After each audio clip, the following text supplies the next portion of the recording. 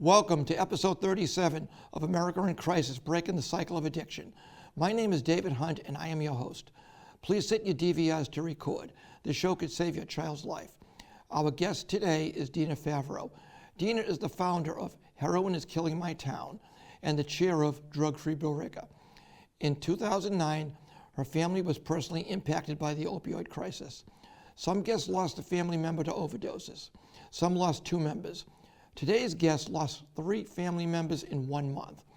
During that time, she focused her attention and skills to bring change and improvement to our laws and community. This led her to launch a national nonprofit in 2014, while continuing to serve on multiple boards and committees across the Commonwealth. Billerica Substance Awareness and Prevention, and across the country to bring change.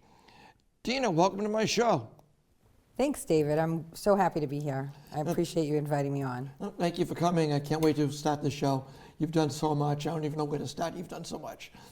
So tell us about some of your early work you started doing in 2009. Well, in 2009, it wasn't so much work as it was mom responding to her kids getting caught up in the opioid crisis. So, I didn't know where to turn, and so I started just pure grassroots email campaign to our elected officials. So I was constantly sending out emails to the then governor, my town manager, the chief of police, that sort of thing. So Now, when you say kids, can you give me roughly what their ages were back then? 2009 was, they were 16 and 18, Okay. around there. So just early adulthood. Yeah. And where did you go from there? Well, from there, we entered into a long cycle of treatment and just trying to get them back on track. But things kind of progressed once they got into some earlier on long-term recovery, and I had some time to say to myself, what did I learn from this experience and how can I use it to help other people? And so one of the tools that I used quite frequently to help my children get into recovery was the Massachusetts Section 35 law. So I then began educating other families on how to use that, and I started a grassroots awareness page just because, I just didn't feel like many people were actually listening to what was happening to so many families within our communities. And one of the very first posts I had put out there went viral. And so HIKMT was born, and we just focused on,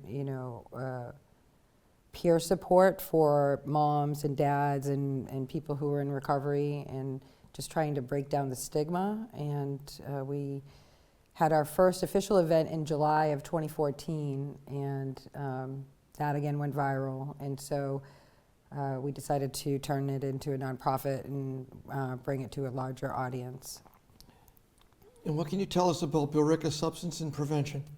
Billerica Substance Awareness and Prevention is a municipal committee that is comprised of 11 community members, ranging from residents to police officers, firefighters, Board of Health. And we primarily focus on prevention because, as you know, an ounce of prevention beats a pound of cure. And so we host different community events that help educate parents on the different areas that they should be concentrated on in order to know what the signs are for substance use and that sort of thing. In 2016, you were recognized for your work and were invited to the White House. Can you tell us what that was like? Oh, that was an amazing experience, and that was brought about through the work that we had done through our nonprofit, and starting in 2014. So, like I said, we started that grassroots movement, and then we morphed into the nonprofit, and from there we partnered with the Office of National Drug Control Policy, and so we worked with them to develop different peer recovery support programs and identify areas where treatment and prevention were lacking. And then we also partnered with the Massachusetts DPH for the Bureau of Substance Addiction Services, and we were the first to pilot. We were actually the only ones to pilot the Massachusetts Helpline, which is now prevalent everywhere. And so combining those two works plus other things that we had done over from 2014 through 2016. For example, we also sponsored the Unite to Face Addiction rally on the mall down in DC, where there were over 60,000 people who attended. We were one of hundreds of sponsors, so I don't want to take all the credit there. But so for all of that work combined, in April of 2016, I was invited to the White House as a champion of change for advancing recovery, addiction, intervention services, and that sort of thing. One of the other areas that we covered were, I actually wrote several laws that amended our healthcare coverage law here in Massachusetts. And at the time we called it the OD 30 law. So what we did was we expanded the treatment from what was then 3 to 5 days in detox, and then whether or not they had further services for you, you were released. So what that law did was actually expand it to 14 days without a prior authorization. So that way the individuals who were seeking detox treatment did not get dismissed from the program before being able to find appropriate level of services at the next level of care. The OD 30, is that a money issue? Is that something that the state picks up, a Medicare? Do you have to have private insurance?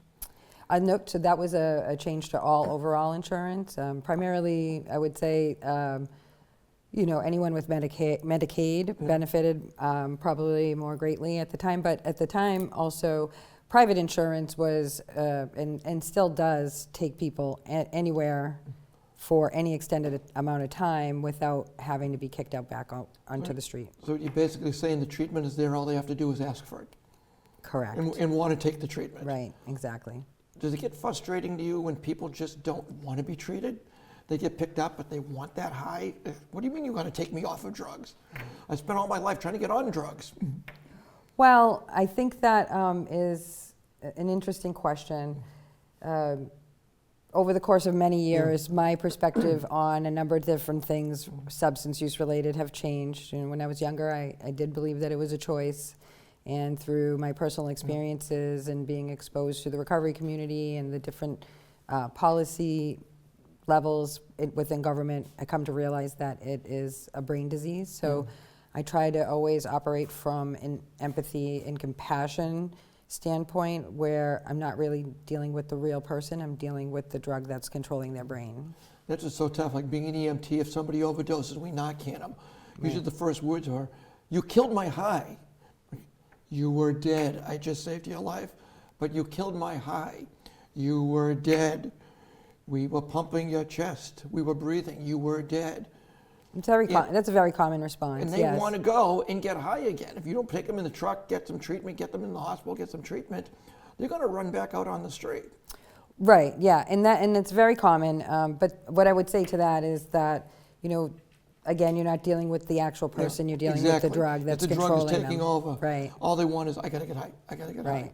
It's like the marathon runner that's so exhausted, I got to go that way. Right. What's your name? That way. I got to go that way. There's always those, I got to go that way. Right. Because the brain is taking over as a different person. Now, after what you had was probably one of the best years of your life, going after the White House, I understand you lost not one but 3 family members. Is that something you can share with us? Yeah, sure. I can now, actually. By the way, let me interrupt. I know some of this gets upsetting, and like we explained before, off camera, we can stop the filming at any time if you feel we have to. So if you feel you're going to lose it, we can stop. We can take the whole segment right out. I know. I appreciate it. I just want to make sure that you're okay with this. I've gotten to a better place where I'm happy to share the story. Okay. Do you want to make sure it's okay with you before absolutely. I ask a question like that? Yeah. So in 2016, coming right off the heels of getting back from the White House, that was the height of the overdose epidemic, and so many people were dying. In June, I lost a cousin. In October, I lost my niece, who was like a daughter to me. And then in November, I lost another cousin. And so it was a surreal experience, and it devastated me, to be quite honest.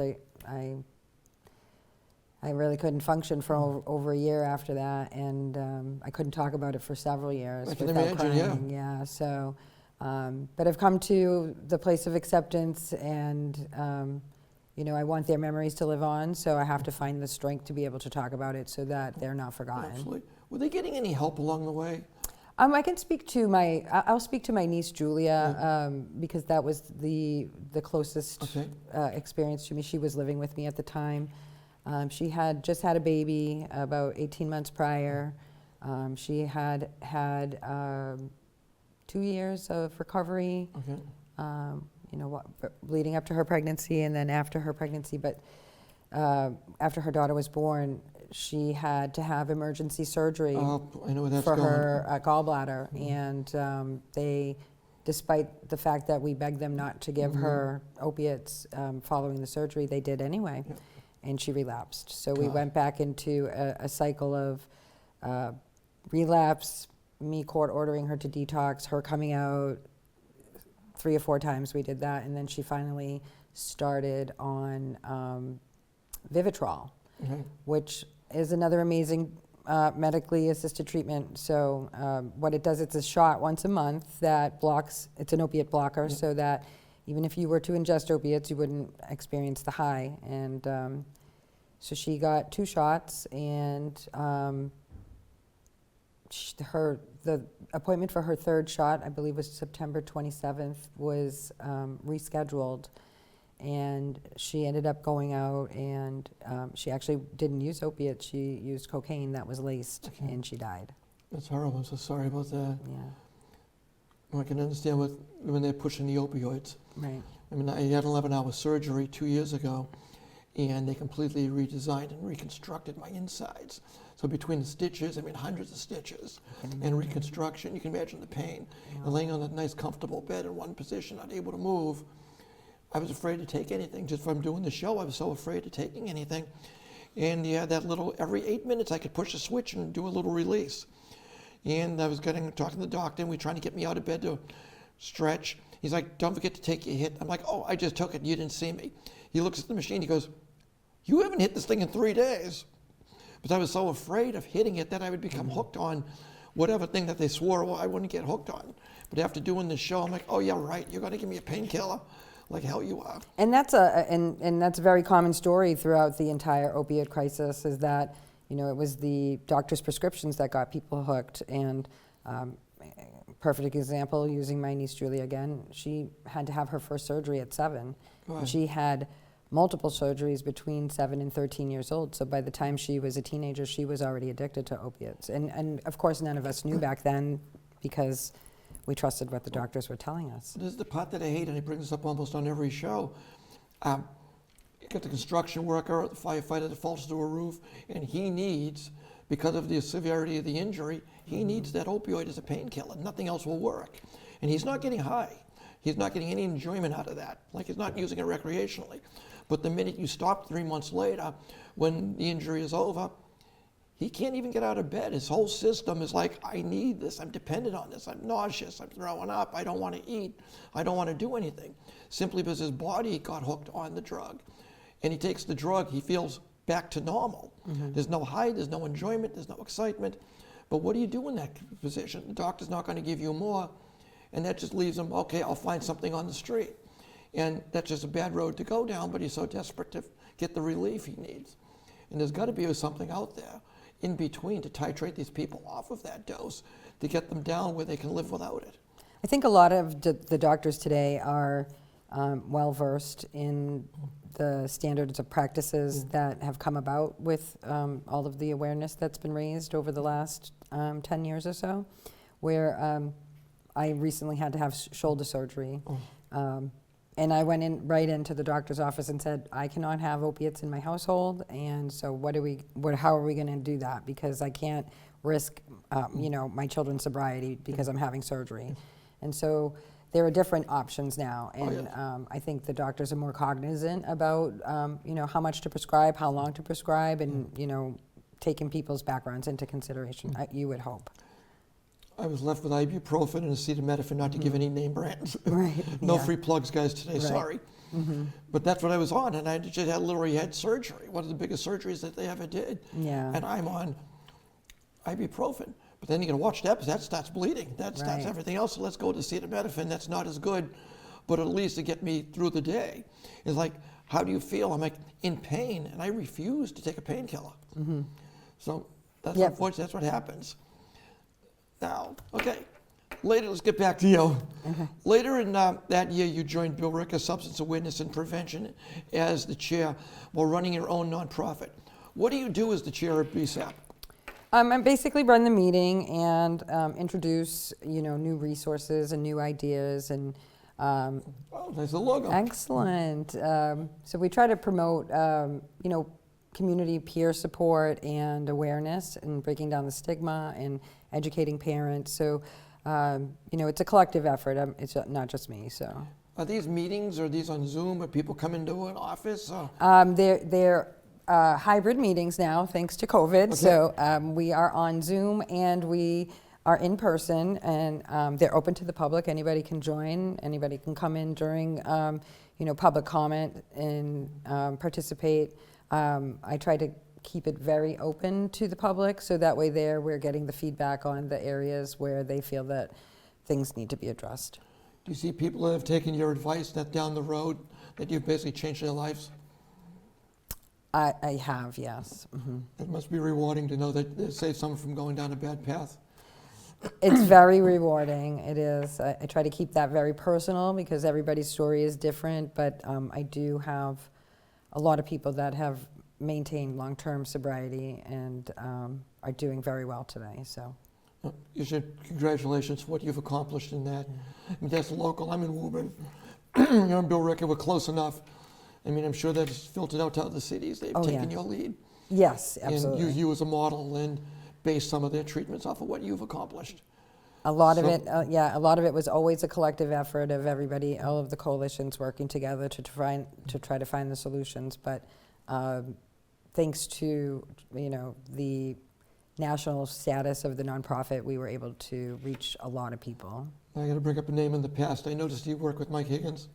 I do work with Mr. Higgins, yes. I've known Mike for years. He was actually a guest on my show, along with Vinnie Piero at the early days. Yeah. And our loss, believe me, is your gain. Yes, he does wonderful things for the community, absolutely. He's done an awful lot. I mean, there's just so much, you can't even sit here and list them. Yeah. He tried listing them, but we only have a half-hour show. Exactly. That's why I was like, I got to make sure I keep my mental notes because it's really sometimes too much to list. So I understand you organized over 70 nonprofits. I took that correctly, 70? Yes, yes. So, well, it was, again, a collective effort and trying to break out of the cycle of grief from loss in 2016 and rejoining BSAP at the same time running the nonprofit. A few of the grassroots coalitions that we worked with came together and had this idea because Massachusetts was now the model for the nation. Yes. And you would see there's a lot of infighting that sometimes goes on because, whose idea is better and who should be doing this and who should be doing that. And so we wanted to project the image that we should all be doing something. And so we came together, I believe it was January of 2018, and we started working together to create an overdose awareness day that represented everybody. In Massachusetts. So we had coalitions from here to Springfield come together, and then throughout that process of planning, it was just one of those moments where everything in the universe aligns correctly, where all of us came together and a lot of other awareness campaigns were born of the work that we did there. So I know when you see the Light Purple campaign in August, that was born from the Massachusetts State of Awareness campaign. I was actually there last year for the first time as a display. Usually I just go to hear people speak, such as yourself, and say, hey, listen, I have a show. Would you like to be able to feature what you do? And last year I put up a table, and we gave out the xylazine and the fentanyl test kits, along with a lot of pamphlets and information available. That was all thanks to District Attorney Marion Ryan's opioid task force, which I've been proud to be a member of for the last several years. And the Mass Department of Public Health, that this stuff is available. You just got to get it to the public. And it's just so interesting. Yeah, yeah, absolutely. I mean, there's so much work that's being done by so many people. Like I said, the 70 coalitions came from, from Boston to Springfield, and we just, sent out emails to every mayor and town manager across the entire state, asking them if they would engage in Overdose Awareness Day and, light some municipal building or object purple to raise awareness, so that way there we could break down the stigma. And it actually went nationwide, and now we're even seeing it internationally at this point. Have you noticed that Massachusetts comes up with an idea and suddenly it's gone across the nation? I mean, when I work with DA Ryan on the task force, ideas that she's had that she started in Middlesex County, which moved to Massachusetts, now is across the country, and they're adopting things that Massachusetts, I don't know what we're doing that's so right, or the love that we have to try to stop this disease, but we're doing so much. All these programs are being adopted clear across the country. So Massachusetts is the model for the country, and that is because of all the work that the families have done, and thanks to our policymakers for giving us a seat at the table. And that's really where the work to change the narrative and to break the stigma has happened, so that way we can get the resources that are needed. You're definitely doing a good job at it. They wouldn't be copying what you do. Now, a couple quick questions. What can you tell me about the Mass State of Awareness campaign? So that was the Massachusetts State of Awareness. That's what they're calling it? Well, that was the 2018 campaign for the Overdose Awareness Day, where all of the coalitions came together to say, you got to work together, and we got to get this done. Y'all got to play nice in the same sandbox. Right, exactly. Unlike some other organizations I know. Right. Cheap dig. Now, you were invited to join Attorney General's Opioid Advisory Council for the Purdue Pharma lawsuit litigation. What can you tell us about that? So coming off the heels of the Massachusetts State of Awareness campaign, I was invited to join Maura Haley's Opioid Advisory Council. She had filed suit against Purdue Pharma, and she was the first Attorney General in the country to pierce the corporate veil and take a chance on being able to hold the individual company owners accountable. And at the time I had saw the news article, and I was thinking in terms of if this does if she does win, which I've always had all the confidence in her abilities, that I really was excited to see that we had somebody standing up to do that. And I thought to myself, well, if she does win, there is going to be a ton of money to be able to start addressing other areas that we haven't really focused on. And so I had sent an email out to her office asking that if she was successful in the case, would she consider setting up some programs for the children who've lost their parents to overdose, because that's a wide demographic that isn't really getting much focus. And that's when I was invited to join her team, and we plugged away for a good 4 years straight, meeting consistently, going over the litigation strategy, and making sure that the families had the input on where they wanted to see the case go, and then it ultimately came to the settlement in April of 2022. And I take it the Sackler family couldn't hide behind the corporate veil? So the veil was pierced, but they moved it to a different jurisdiction, and it's currently in bankruptcy court. So the funding that we're seeing now doesn't primarily stem from the Purdue Pharma case. That is still ongoing. I still serve on that committee. But there were hundreds of other cases filed against the other manufacturers that aren't so well named. And also the pharmacies and different people that are organizations, companies that were involved in helping create the crisis. So the money that we're seeing now came from a multi-district litigation.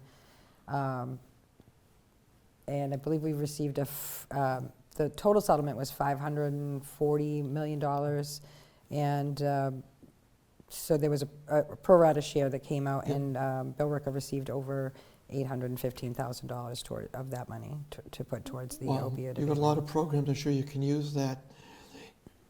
And let's see, How are the funds going to be used? Do you know yet? Or they've decided how to divide it up? Are there any key programs you'd like to see it go to? So there is very extensive oversight on where the money can be used and what it can be used for.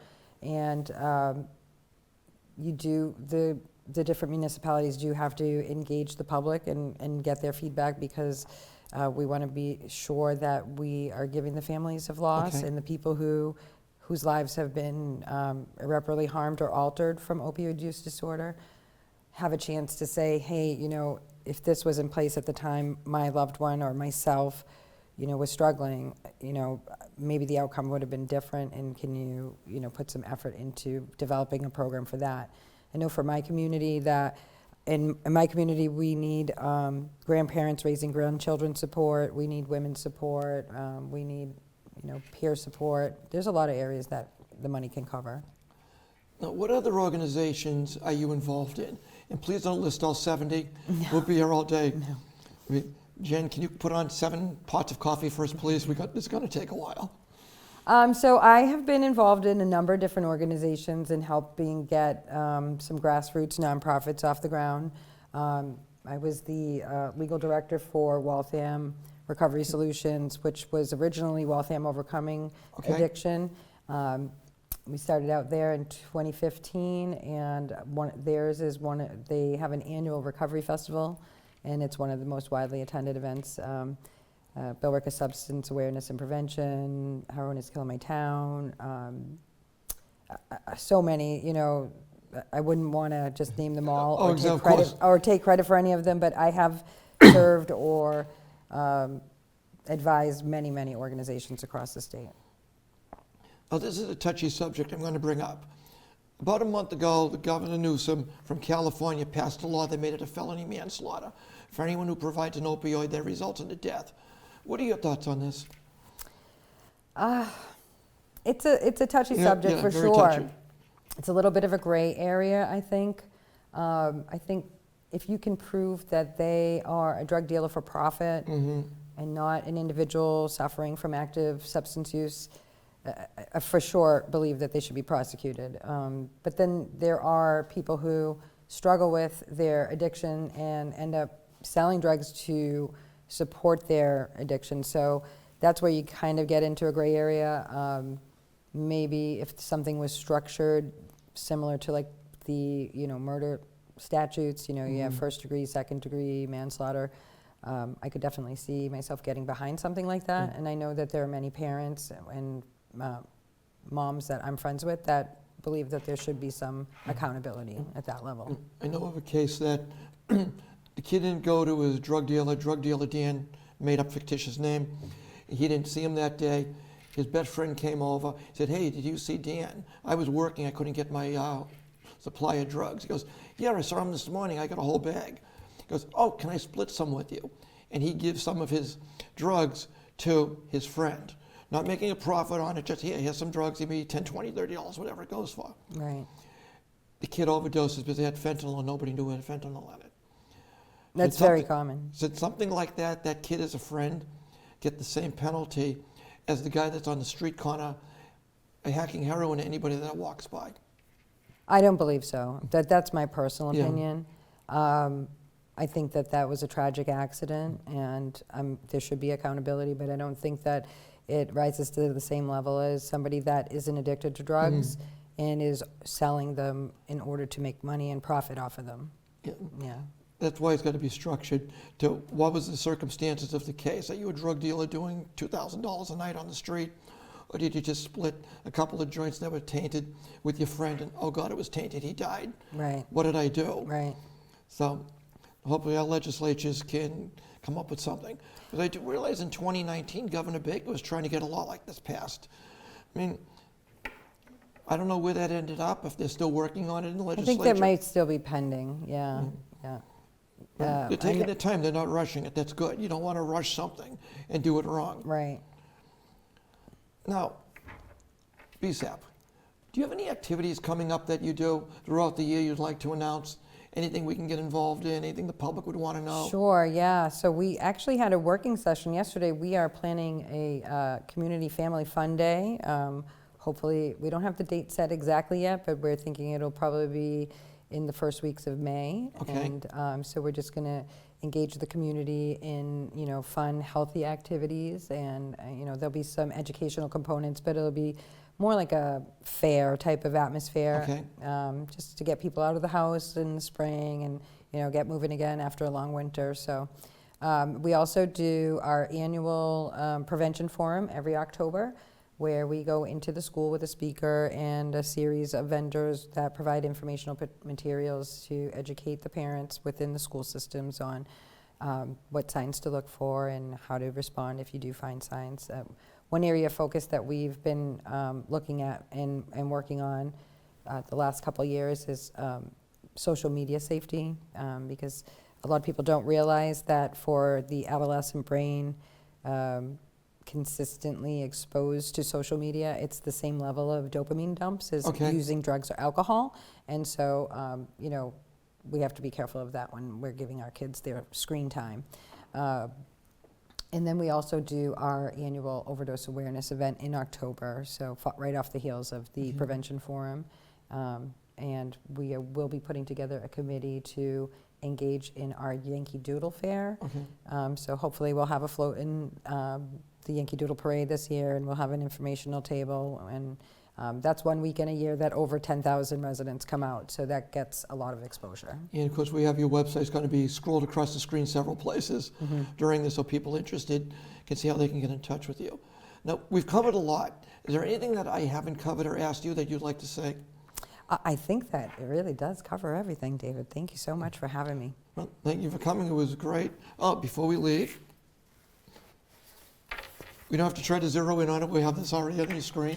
Oh my goodness. Thank you so much. You can, thank you so much. This is appreciate everything wonderful. you've done. You're making such a difference in this world. It's the least I can do. Oh, thank you, David. Thank you so much, and thank you to everybody at home. Welcome.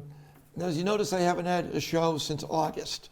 I had a lot of complications due to the surgery and the condition.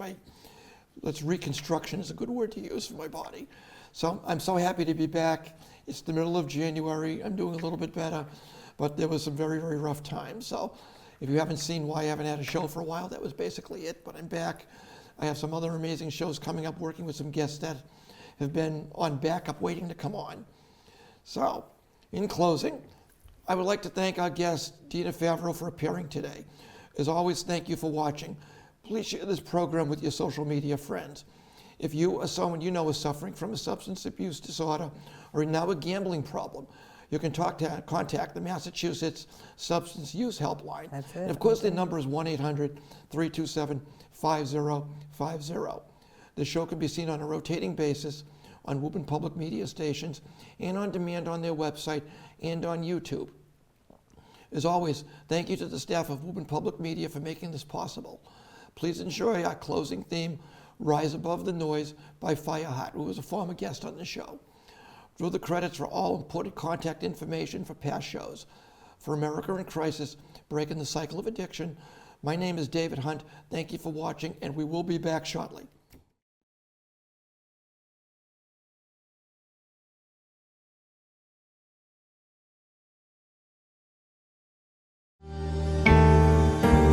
Above the noise, you hear us cry. There are people who care.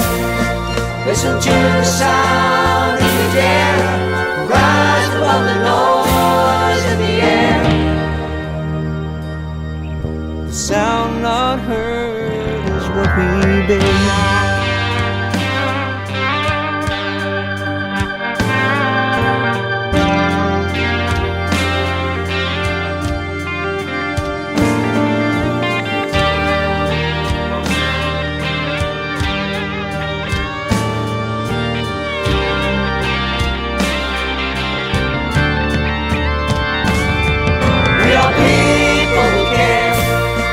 Listen to the sound if you dare. Rise above the noise in the air. The sound not heard is what we bear.